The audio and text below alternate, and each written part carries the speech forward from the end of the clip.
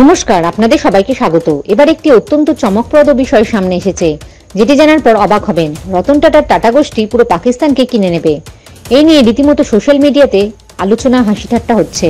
মূলত সম্প্রতি ভারতের শীর্ষস্থানীয় ব্যবসায়িক প্রতিষ্ঠান টাটা গ্রুপ $365 বিলিয়ন ভ্যালুয়েশনের উপর ভর করে পাকিস্তানের অর্থনীতিকে ছাড়িয়ে গেছে। শুধু তাই নয়, টাটা গ্রুপের একাধিক কোম্পানির শেয়ার গত এক বছরে বাম্পার রিটার্ন দিয়ে বিনিয়োগকারীদের মালামাল করেছে।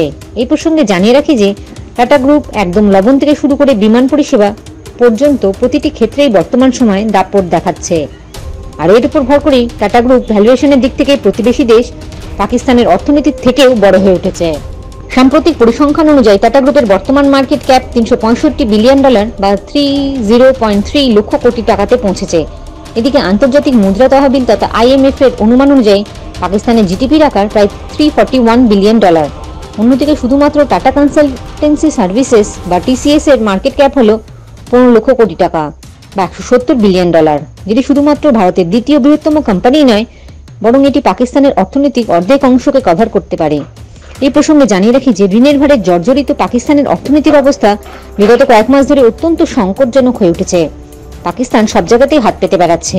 আর এদিক থেকে শুধু ভারতের একটি কোম্পানি পুরো পাকিস্তানের অর্থনীতির থেকেও বড়।